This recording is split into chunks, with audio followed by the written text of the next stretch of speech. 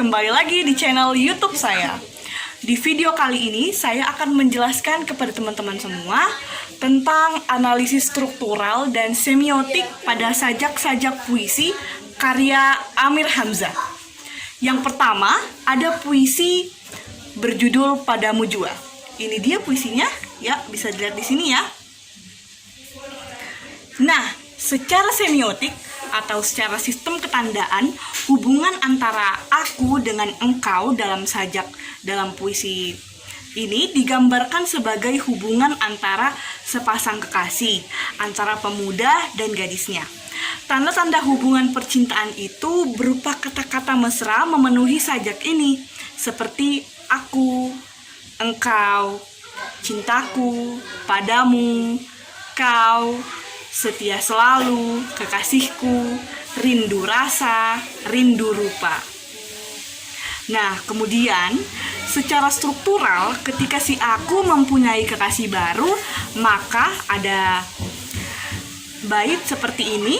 Si dara di balik tirai itu cemburu dan ganas. Itu di bait 5. Dara itu artinya gadis, perempuan, dan sebagai seekor singa memangsa si aku.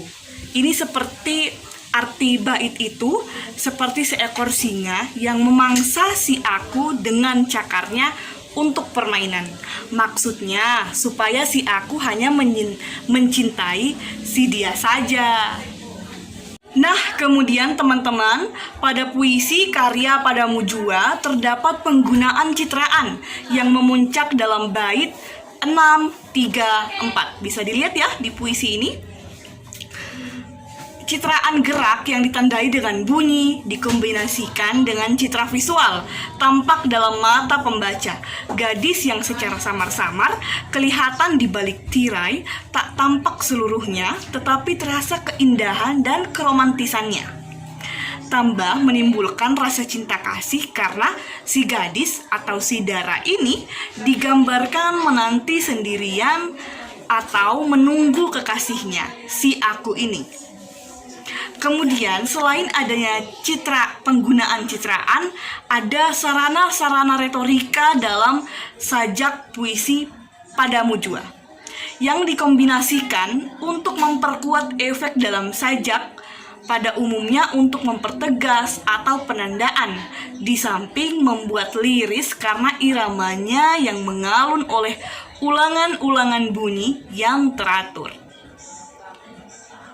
Kemudian, unsur-unsur ketatabahasaan yang digunakan dalam sajak puisi Padamu Jua karya Amir Hamzah ini untuk ekspresivitas, membuat hidup dan liris karena kepadatan dan kesejajaran atau keselarasan bunyi dan arti, meski sering menyimpang dari kaidah tata bahasa normatif seperti berikut: habis kikis atau habis terkikis seharusnya, hilang terbang, rindu rasa atau merindukan rasa, rindu rupa atau merindukan rupa, seharusnya menggunakan kata merindukan rupa, bertukar atau tangkap dengan lepas, gila sasar atau gila penasaran, lalu waktu atau waktu yang berlalu.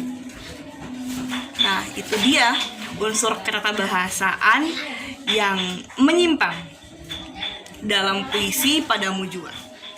Ya, itu tadi analisis struktural dan semiotik pada sajak-sajak puisi berjudul Padamu Jua. Kemudian ada puisi selanjutnya nih yang berjudul Barangkali.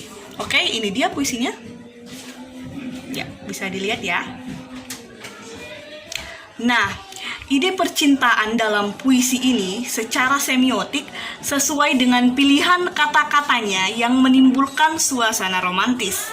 Secara semiotik yang mempelajari sistem-sistem, aturan-aturan, dan konvensi-konvensi yang memungkinkan bahasa sebagai tanda mempunyai arti. Pilihan kata-katanya dalam sajak ini menandai suasana percintaan yang romantis, sesuai dengan khayalan si aku tentang kekasihnya.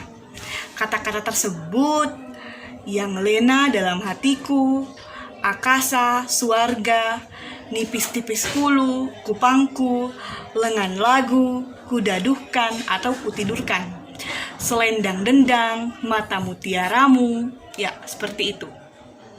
Dan terlihat dalam puisi ini betapa sangatnya cinta si aku kepada gadisnya yang dipergunakan maksudnya dapat dilihat dari sarana retorika yang digunakan, yaitu ulangan atau paralelisme yang digabungkan dengan penjumlahan atau enumerasi. Kujunjung di atas hulu, kupuji di pucuk lidah, kupangku di lengan lagu, kudaduhkan di selendang dendang. Oke teman-teman, langsung saja kita ke puisi selanjutnya yang berjudul Sebab Dikau. Ini dia puisinya. Ya, oke. Bisa diperhatikan pada bait kedua, 3, 4, dan 5 merupakan perbandingan epos atau epik simile, yaitu perbandingan yang diteruskan secara panjang lebar. Di sini hidup manusia si aku diumpamakan lakon yang dimainkan di layar. Hidup si aku seperti mimpi, seperti lakon di layar yang dibeberkan. Si aku dan kekasihnya seperti boneka yang dimainkan oleh dalang yang hanya untuk menyenangkan dalang saja. Aku boneka, engkau boneka. Ya, seperti itu kan bunyinya. Penghibur dalang mengatur tembang. Boneka merupakan kiasan manusia, dalang kiasan Tuhan yang berkuasa atas hidup mati manusia. Lakon kiasan hidup manusia, begitu juga sajak. Panjang hidup manusia itu hanya selagu, sepanjang dendang saja, yaitu sangat singkat, hanya 3 atau 5 menit. Boneka, dalang, lakon, tembang, dan sajak merupakan pembanding atau metafora. Dengan pembanding dan citra-citra tersebut, gambaran menjadi jelas di sini. Tampak bahwa hidup manusia itu tidak berarti bagi manusia sendiri karena hanya untuk permainan saja. Teman-teman bisa melihat di bait kelima, menjadi mengeras artinya menjadi memperjelas atau sifat ironi.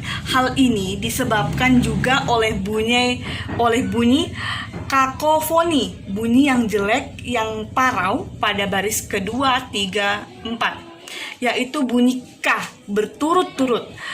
Kakofoni memberi asosiasi hal yang buruk, jelek, atau tak menyenangkan dalam sajak ini, yaitu aku engkau di kotak terletak, aku boneka, engkau boneka, penyenang dalang mengarak sajak. Kemudian dalam bait keempat terjadi ironi juga dengan dipergunakan efoni atau bunyi merdu. Bunyi merdu itu ditimbulkan oleh bunyi yang sengau berulang-ulang.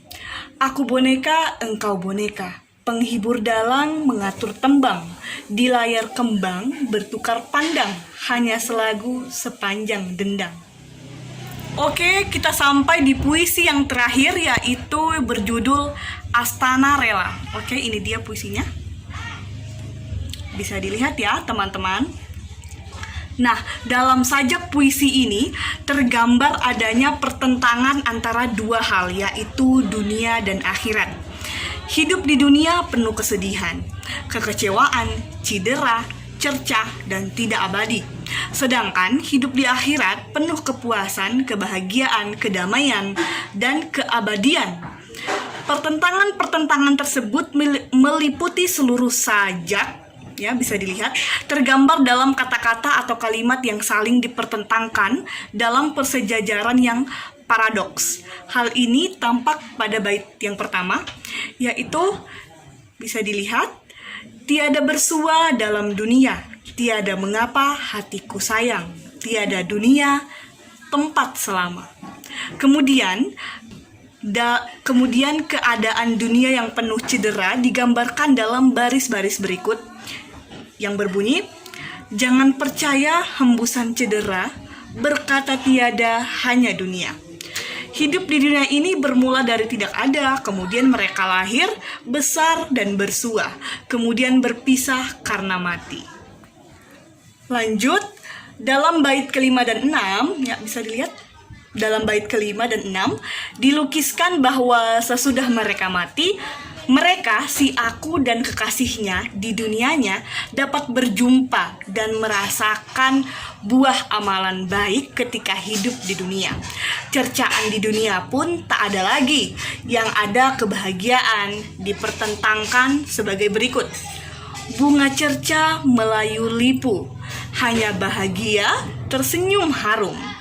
Dan baru di surgalah, di akhiratlah mereka dapat merasakan segala kebahagiaan yang tak ada batasnya, yang dikiaskan sebagai cuaca rangkaian mutiara.